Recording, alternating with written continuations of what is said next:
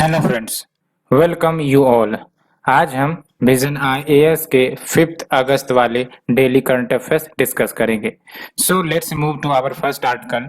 Cabinet approves continuation of centrally sponsored scheme for fast track special courts.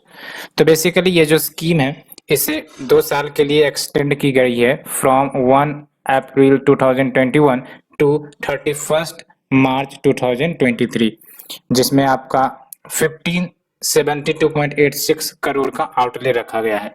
Central share कितना है यहाँ पर 971.70 करोड़, और ये फंड करी जाएंगी फ्रॉम द निर्भया फंड। और ये जो आपका निर्भया फंड फ्रेमवर्क है ये नॉन लैप्सेबल कॉर्पस फंड है, और ये बेसिकली बनाई गई थी for safety and security of women, और इस फंड को एडमिनिस्टर्ड किया जाता है by the department of economic affairs. अब हम बात करते हैं फास्ट ट्रैक स्पेशल कोर्ट्स की। तो ये जो आपका फास्ट ट्रैक स्पेशल कोर्ट होता है ये डेडिकेटेड कोर्ट होते हैं सो दैट स्विफ्ट जस्टिस प्रदान किया जा सके for victims of sexual offences and strengthen किया जा सके, मजबूत किया जा सके the deterrence framework for sexual offenders. तो जो सेक्सुअल ऑफेंडर्स है उनके मन में डर खौफ पैदा किया जाए कि अगर वो इस प्रकार के क्राइम करते हैं तो वो बच नहीं सकते। एंड ये इंट्रोड्यूस करी गई थी under criminal law amendment act 2018 for expeditious disposal of cases of rape and POCSO act. और आप देख सकते हो फिलहाल टोटल 1023 एफटीएसटी यानी कि fast track special court setup की गई थी फॉर द पर्पस, जिसमें से जो 389 फास्ट ट्रैक स्पेशल कोर्ट है ये एक्सक्लूसिवली पोस्को एक्ट के केसेस को डील करता है। एंड अगर हम एफएसटीसी के स्ट्रक्चर की बात करें तो इसमें आपका 1 जुडिशियल मेंबर होगा एंड 7 स्टाफ मेंबर्स होंगे, और जो रेस्पॉन्सिबिलिटी है फॉर सेटिंग अप ऑफ एफएसटीसीज ये स्टेट एंड यूटी गवर्नमेंट के पास लाई करती है। एंड करंटली ये 28 स्टेट्स को कवर करता है, यानी कि सारे के सारे स्टेट्स को कवर करता है।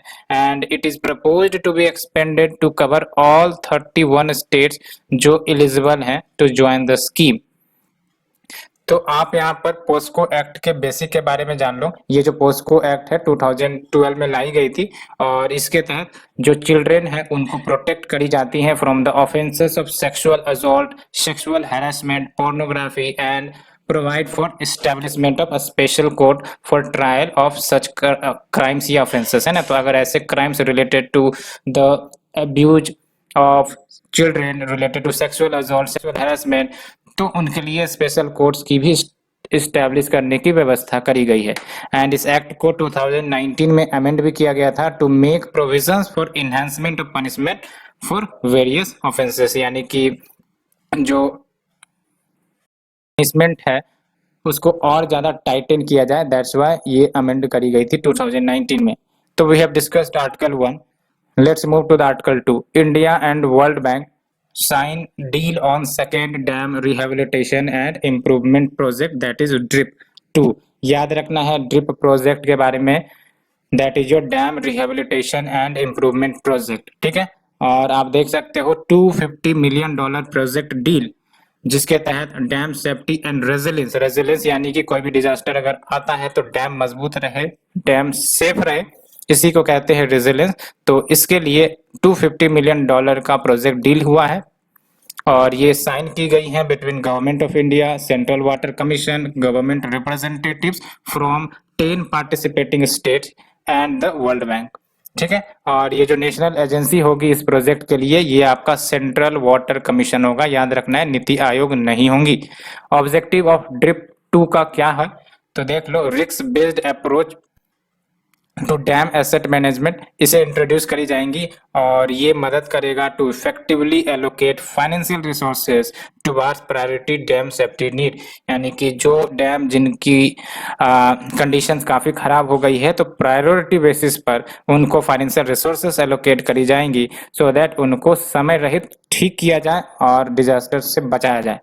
And building dam safety guidelines and bringing in global experience। another objective देख सकते हो, flood forecasting systems and integrated reservoir operation and preparation of emergency action plans to assist the vulnerable downstream communities, है ना। तो emergency action plan, यानी कि ये हुआ कि अगर लेट्स से कि डैम गड़बड़ हो गया या फिर उसमें कुछ डैमेज आ गई, तो there should be emergency action plan so that जो आपके डाउन स्ट्रीम कम्युनिटीज है, यानी कि जो आपके लोअर रीजन में रह रहे हैं, जो प्रभावित हो सकते हैं अगर डैम खराब हो जाएगा तो, और तो उनके लिए इमरजेंसी एक्शन प्लान तैयार करी जाएंगी।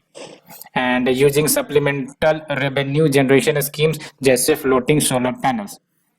अगर हम बात करें ड्रिप प्रोजेक्ट की, तो ये world's largest dam management programme होगा, ये याद रखना है आपको। और आप देख सकते हो इसके तहत rehabilitation and improvement of 2 to 3 dam project किए जाएंगे, और ये एक्सटेंड कर दी गई थी इन 2018 फॉर 2 years। एंड इसका जो ऑब्जेक्टिव है आप देख सकते हो, to improve safety and operational performance of selected dams. याद रखना है selected dams, not all dams, तो ऑप्शन में आएगा प्रीलिम्स में, तो you should not mark all dam, ठीक है। Along with institutional strengthening with system wide management approach, और इससे स्टार्ट करी गई थी विद वर्ल्ड बैंक असिस्टेंस, जिसमें आपका शुरुआती असिस्टेंस 437.5 मिलियन डॉलर का दिया गया था for a period of 6 years, ठीक है। और यहाँ पर आप देख सकते हो इंडिया के डैम के स्टेटस देखें तो all over the world India ranks third in number with 5,334 large dams जो अभी ऑपरेट कर रही हैं, और ओवरऑल स्टोरेज कैपेसिटी देखा जाए तो 300 बिलियन क्यूबिक मीटर्स की है, ठीक है। तो जितनी ज्यादा संख्या में डैम उतनी ज्यादा सेफ्टी भी इंश्योर करनी पड़ेगी, क्योंकि अगर डैमेज होगा किसी डिजास्टर के कारण तो वो पॉपुलेशन एंड इकोनॉमी एंड जो आपके प्रॉस्पेरिटी वो सबको डैमेज कर सकते हैं, प्रॉपर्टीज को डैमेज कर सकते हैं। Next article is your cabinet approves continuation of समग्र शिक्षा scheme for school education for 5 years। तो ये बेसिकली समग्र शिक्षा स्कीम की बात करें तो इसे 2018 में लॉन्च करी गई थी, और ये एक्सटेंड कर दी गई है फॉर द पीरियड 1 अप्रैल 2021 से लेकर 31 मार्च 2026, यानी कि 5 years के लिए और एक्सटेंड कर दिया गया है। जब हम बात करते हैं समग्र शिक्षा स्कीम की, तो ये इंटीग्रेटेड स्कीम है स्कूल एजुकेशन के लिए, जो इंटायर स्कूल एजुकेशन को कवर करेगा from pre school to class 12, ठीक है। याद रखना है it will cover the entire gamut from pre school to class 12, और ये स्कीम बेसिकली स्कूल एजुकेशन को कंटिन्यूम के रूप में ट्रीट करता है and is in line with sustainable development goal for education, है ना। तो ये जो आपका स्कीम लाया गया है to fulfil the aspiration of SDG goal four, जो एजुकेशन से रिलेटेड है। एंड ये याद रखना है इस स्कीम ने 3 स्कीम्स को सब्ज्यूम कर लिए हैं अपने अंतर्गत, जैसे आपका सर्व शिक्षा अभियान, राष्ट्रीय माध्यमिक शिक्षा अभियान एंड टीचर एजुकेशन, ठीक है।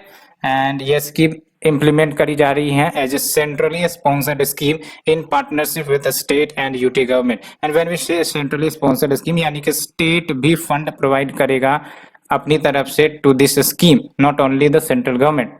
और ये जो स्कीम है ये सेकेंड एडिशन में है, और इसका इफेक्टिव कन्वर्जेंस देखने को मिलेगा with various ministries and developmental agencies of the centre and the state government.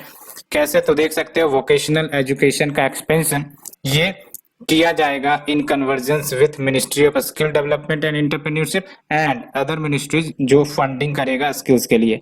And जो एग्जिस्टिंग इंफ्रास्ट्रक्चर है स्कूल्स की, आईटीआईज की एंड पॉलिटेक्निक्स की, वो यूज करी जाएंगी सो दैट ऑप्टिमम यूटिलाइजेशन जो भी सुविधाएं हैं उसका यूज किया जा सके, इंश्योर किया जा सके, not only for school going children but also for out of school children. तो आउट ऑफ स्कूल चिल्ड्रेन के लिए भी कुछ इनिशिएटिव लिए गए हैं। Next is your banks use asset reconstruction companies to park NPAs। ये आपका parliamentary standing committee on finance की तरफ से स्टेटमेंट आया है, ठीक है।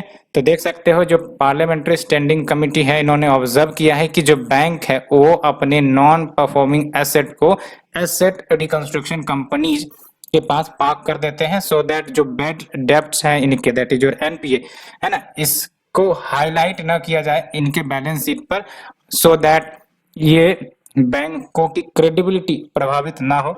और पार्लियामेंट्री स्टैंडिंग कमेटी ने कहा है कि ऐसा नहीं करना चाहिए बैंकों को, this should not be encourage, ठीक है। तो जो पीएससी है उन्होंने आर्ग्यू किया है कि जो गवर्नमेंट है वो स्पीड अप करे establishment of asset reconstruction companies and asset management company, जो अनाउंस भी करी गई है 2021-22 के बजट में। और इन्होंने सजेस्ट भी किया है कि एक्सपीडिट किया जाए, फास्ट ट्रैक किया जाए the setting up of public credit registry as well. जब हम बात करते हैं पब्लिक क्रेडिट रजिस्ट्री की, तो ये और कुछ नहीं बल्कि डाटाबेस होगा जिसमें जो बोरोवर्स है उनके सारे क्रेडिट इंफॉर्मेशन अवेलेबल होंगे इस सेंट्रलाइज्ड डाटाबेस में, और ये एसेसेबल होगा to all lending and credit decision making institution, so that अगर किसी बैंक को लोन देना हो तो उनकी क्रेडिबिलिटी चेक किया जा सके इस पब्लिक क्रेडिट रजिस्ट्री के मदद से। एंड जब हम बात करते हैं एआरसी की, तो ये एआरसी एक special type of financial institution है, और ये क्या करते हैं, जो बैंक है उनके जो एनपीएज है ना, उनको खरीदते हैं म्यूचुअली एग्रीड वैल्यू पर, और फिर ये एनपीएज को अपने तरफ से रिकवर करने का प्रयास करेंगे, और जो गैप आएगा उसके बीच में ये प्रॉफिट अर्न करेंगे, ठीक है। एंड जो नरसिम्हम कमेटी 1 है 1991 में सेटअप करी गई थी, इन्होंने बेसिकली एडवोकेट किया था to set up central asset reconstruction fund. बाद में नरसिम्हम कमेटी 2 जो 1998 में सेटअप करी गई थी, इन्होंने एआरसीज को सेटअप करने की बात करी गई थी। एआरसीज रजिस्टर्ड है आरबीआई के साथ under SARFAESI act 2002, and RBI ARC को रेगुलेट करता है not as bank but as NBFC, याद रखना है। बेनिफिट ऑफ एआरसी की बात करें तो ये एआरसी बेसिकली मदद करता है, हेल्प करता है to consolidate and clean up the bad loans of the bank under single exclusive entity, है ना। तो ये सारे के सारे जो बैड लोन है बैंकों के, उसको रिकवर करने का प्रयास करेगा, तो इससे बैलेंस शीट जो है बैंकों की वो अच्छी दिखेगी और उसकी क्रेडिबिलिटी भी प्रभावित नहीं होगी, है ना, क्योंकि इसके पास स्पेशल एक्सपर्टीज होते हैं, मेथोडोलॉजीज होते हैं, सो दैट ये रिकवर कर सके जो भी बैड लोन्स है फ्रॉम द बोरोवर, जो पे नहीं कर रहे हैं, जो एनपीए हो गए हैं। रेगुलर बैंकिंग रिलेशंस, ये बैंकों के नहीं अफेक्टेड होंगे because banks are left with clear balance sheet, ठीक है। And it helps in boosting entrepreneurs confidence, ये भी है। तो क्या क्या 3 बेनिफिट हो गए, boosting the entrepreneurs confidence and cleaner balance sheet of the bank, and जो रेगुलर बैंकिंग रिलेशंस है वो अफेक्ट नहीं होंगे, है ना, जनता घुसाएंगे नहीं, क्रेडिबिलिटी इनकी खत्म नहीं होगी, लॉस नहीं होगी। तो ये कुछ बेनिफिट्स है। Next is your governors power under article 161 of the constitution are not restricted by section 433A CrPC, ये सुप्रीम कोर्ट का स्टेटमेंट आया है। तो बेसिकली एक केस हियर किया जा रहा था, that is state of Haryana versus Rajkumar case. Supreme court examine कर रही थी कि वेदर जो स्टेट गवर्नमेंट है वो whether state governments can have policies to grant pardon to convicts and release them early irrespective of the crimes they committed। तो कहने का मतलब ये है कि सुप्रीम कोर्ट इस मैटर को एग्जामिन कर रहा था कि जो स्टेट गवर्नमेंट है क्या इनके पास वो पावर है कि वो पॉलिसीज बना सकती है जिसके तहत वो पार्डन ग्रांट कर दे टू द कन्विक्ट्स एंड उसको रिलीज करे अर्लियर टाइम पर ही, इररिस्पेक्टिव कि वो क्राइम्स उन्होंने कमिट किए हैं, है ना। कि ये तो कन्विक्टेड है, इनको तो सजा मिलनी है, लेकिन आपको भी पता है पार्डनिंग पावर भी है प्रेसिडेंट का। तो क्या स्टेट गवर्नमेंट जल्द से जल्द पार्डनिंग ग्रांट कर सकते हैं टू द कन्विक्ट्स और उसको जल्द से जल्द रिलीज कर सकते हैं क्या, irrespective of the crime they committed. इस मैटर पर डिस्कशन हुआ था, सुप्रीम कोर्ट ने इसी पर स्टेटमेंट दी है। तो section 433A of the criminal procedure code ये प्रोवाइड करता है कि to suspend the sentence of imprisonment for life जो इम्पोज करी गई है on conviction of a person for an offence for which death is one of the punishment provided by law. तो ये जो व्यक्ति होंगे shall not be released from prison unless इन्होंने 14 ईयर्स ऑफ इम्प्रिजनमेंट किया हो, ठीक है। तो कहीं ना कहीं ये जो सेक्शन है वो रेस्ट्रिक्ट कर रहा है ना स्टेट पावर को कि वो सस्पेंड करेगा सेंटेंस ऑफ इम्प्रिजनमेंट को, खासकर जो लाइफ इम्प्रिजनमेंट मिली है ऐसे कन्विक्ट्स की, है ना। तो यही मैटर आ रही है। तो एक तरफ बेसिकली सुप्रीम कोर्ट ये कह रहा है कि अल्टीमेटली पार्डनिंग पावर के तहत बेसिकली इवन स्टेट गवर्नमेंट के रिकमेंडेशन से, एड एंड एडवाइस से वो वैसे भी व्यक्ति को अर्ली रिलीज दे सकते हैं irrespective of the crime they committed, कि वो 15 साल का लाइफ इम्प्रिजनमेंट का क्राइम किया हो, कुछ भी, ठीक है। एंड यहाँ देख सकते हो on the supreme court held that state government is empowered to grant remission of sentences to a prisoner only if he has undergone 14 years of actual imprisonment। But अगर imprisonment लेस देन 14 years का है तो premature release can exclusively be granted by the governor under articles 161 of the constitution on the aid and advice of state. यही मैंने बोला। आप देख सकते हो आर्टिकल 161 साफ साफ कह रहा है कि जो गवर्नर है स्टेट के, किसी भी स्टेट के, इनके पास पावर होती है to grant pardon, reprieve, respite और रेमिशन ऑफ पनिशमेंट और टू सस्पेंड, रेमिट और कम्यूट। बट डेथ सेंटेंस को पार्डन करने का अधिकार गवर्नर को नहीं होता है। It is exclusively available to president. ये आपने भी पढ़ा होगा।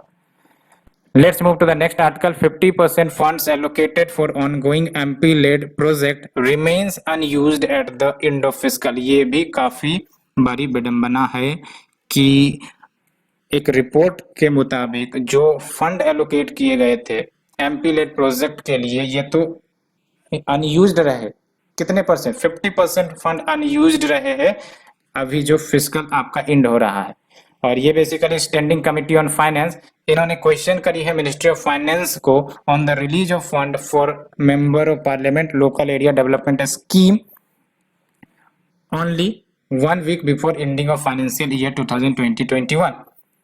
तो अभी आप देख सकते हो इसके कारण हुआ क्या है, जो रिमेनिंग अनयूज्ड फंड है वो तो आपका कैरी फॉरवर्ड हो जाएगा नेक्स्ट ईयर में, ठीक है। एंड अर्लियर गवर्नमेंट ने सस्पेंड कर दिया था एमपी लेड स्कीम को फॉर द 2 years इन 2020, और जो भी फंड इसमें थे वो डाइवर्ट कर दिए जाएंगे कोविड-19 के लिए, ये डिसीजन ली गई थी। एंड ये जो फंड क्रंच है कहीं ना कहीं बहुत सारे लोकल एरिया डेवलपमेंट प्रोजेक्ट को प्रभावित किया है under implementation across the country, क्योंकि फंड को ही रोक दिया गया था। तो अगर हम बात करें एमपी लेड स्कीम की तो याद रखना है it is not centrally sponsored scheme, it is central sector scheme. 1993 में फॉर्मुलेट करी गई थी सो दैट जो एमपीज होंगी एक पार्टिकुलर कंस्टिट्यूएंसी की वो रिकमेंड करेगी, याद रखना है ये रिकमेंड करेगी डेवलपमेंटल वर्क को इन देयर कंस्टिट्यूएंसी। और ये जो annual MP LAD non lapsable fund entitlement per MP constituency कितने दिए जाते हैं? 5 करोड़ रुपीज। याद रखना है आपका ये जो फंड दिए जाते हैं पर ईयर 5 करोड़ रुपए नॉन लैप्सेबल फंड है, ये कैरी फॉरवर्ड हो जाएंगे नेक्स्ट फाइनेंशियल ईयर में। एंड देख सकते हो शुरुआती दौर में ये मिनिस्ट्री ऑफ रूरल डेवलपमेंट के अंतर्गत आती थी, बाद में ये ट्रांसफर कर दी गई ministry of statistics and programme implementation के अंतर्गत। तो अभी किसके अंतर्गत है ये आपका एमपी लेड स्कीम?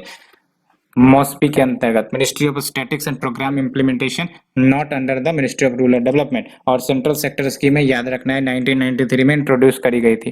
फंक्शनिंग की बात करें तो देख लो, each elected member of Lok Sabha suggest developmental works in his constituency. तो सजेस्ट करती है डेवलपमेंटल वर्क्स को कि क्या करना है, क्या कमी है उनकी कंस्टिट्यूएंसी में, उसे सजेस्ट किया जाता है उस वर्क को, है ना। फॉर एग्जांपल कहीं पानी की कमी है, फॉर एग्जांपल कहीं घर की कमी है, तो उन सबको सजेस्ट किया जाएगा और इस फंड की मदद से वो सब पूरे किए जाएंगे।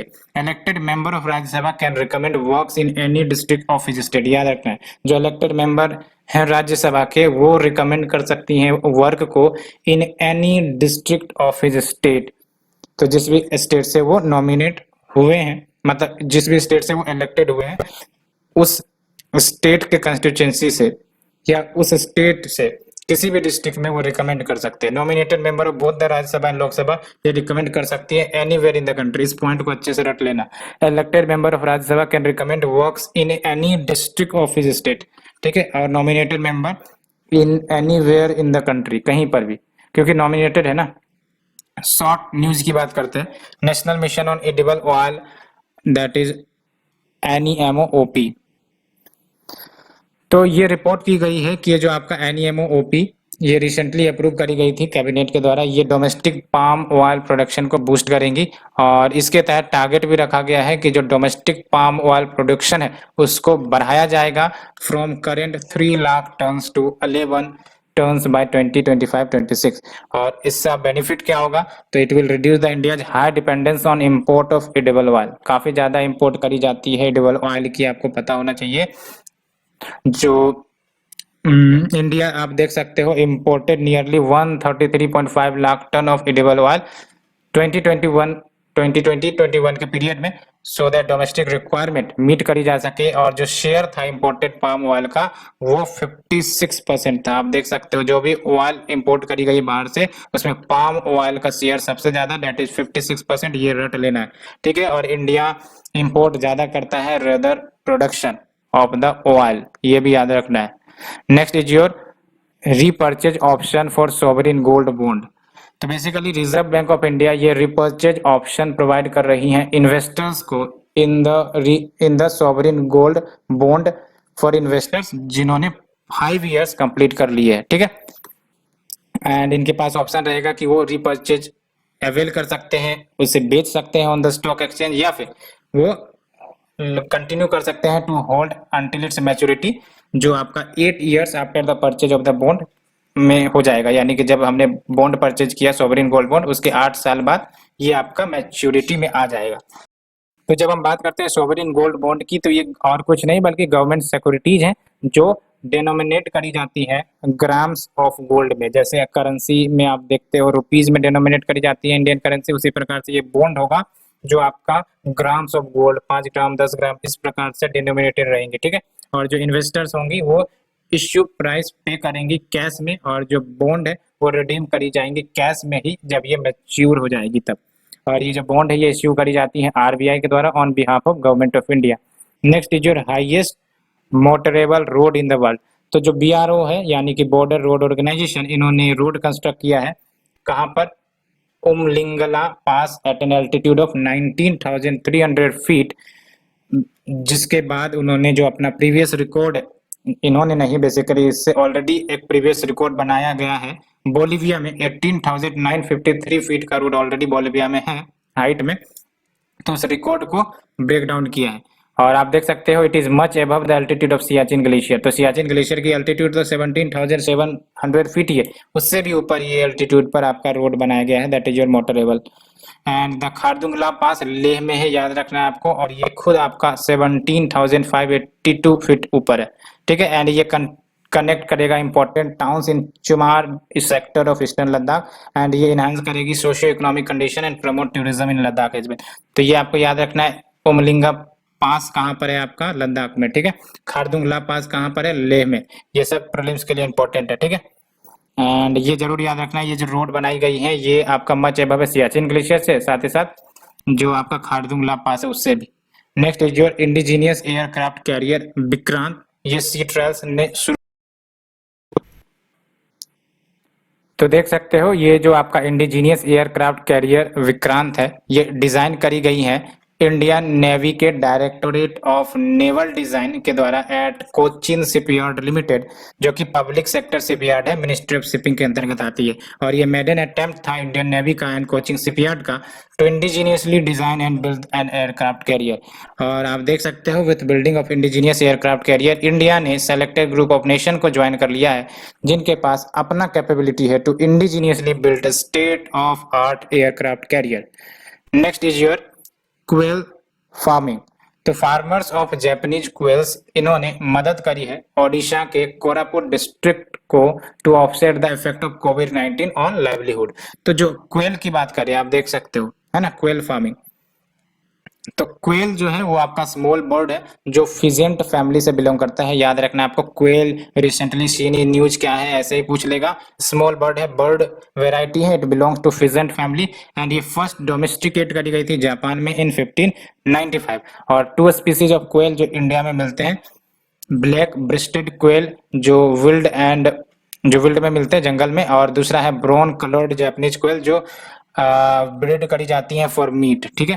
क्वेल फार्मिंग ये मोर प्रॉफिटेबल है than farming poultry, along with low farming cost होता है, लेस रिस्क ऑफ डिजीजेज होती हैं। Also quail eggs more nutritious होते हैं than other poultry eggs. Next is your caste certificates of nomadic, semi nomadic and denotified tribes. तो जो denotified tribes से क्या मतलब होता है डीनोटिफाइड ट्राइब्स का, तो ये सारे कम्युनिटीज होंगे जो एक समय नोटिफाई किए गए थे under the criminal tribes act which was in force between British Raj between the 1871 से 1949 के बीच, ठीक है। तो all those communities which were once notified under the criminal tribes act enforced by the British Raj between 1871 से 1949। तो जो नोमैड्स है, सेमी नोमैड्स है, ये applied to the social groups जो अंडरटूक करती है fairly frequent usually seasonal physical movement as a part of their livelihood strategy in recent past. तो ये तो आप भी जानते हो, नोमैड्स एंड सेमी नोमैड्स ये क्या होते हैं, ठीक है। एंड जो कास्ट सर्टिफिकेट है of such nomadic semi nomadic and denotified communities जो already included in the SC ST and OBC category, ये वैलिड होंगे for the benefits given to this caste category. Next is your draft rules for road accident. तो देख सकते हो ये जो rule है ये स्कीम प्रोवाइड करता है for compensation of hit and run accident victims, है ना। तो वैसे जो विक्टिम है जो हिट एंड रन के शिकार में आ गए अल्टीमेटली, उनको ये कंपनसेशन प्रोवाइड करेगा, है ना। तो देख सकते हो which seeks to enhance compensation from 12,500 to 50,000 for grievous hurt and 25,000 से 2 lakh for death. And scheme ये सुपरसीड करेंगी अर्लियर सोलेटियम स्कीम 1989 को। Government will set up motor vehicle accident fund as well, जो यूज करी जाएंगी for providing a compensation and treatment of accident victim. और जो ministry है इन्होंने प्रपोज भी किया है procedure for detail investigation of road accident, detailed accident report and its reporting along with timelines for different stakeholders for quick settlements of claim. तो ये हमने आज की डिस्कशन कर ली है। होप आप लोगों को पसंद आ रही होगी। अगर पसंद आ रही है तो प्लीज लाइक शेयर सब्सक्राइब जरूर करें। Thank you friends, thank you very much.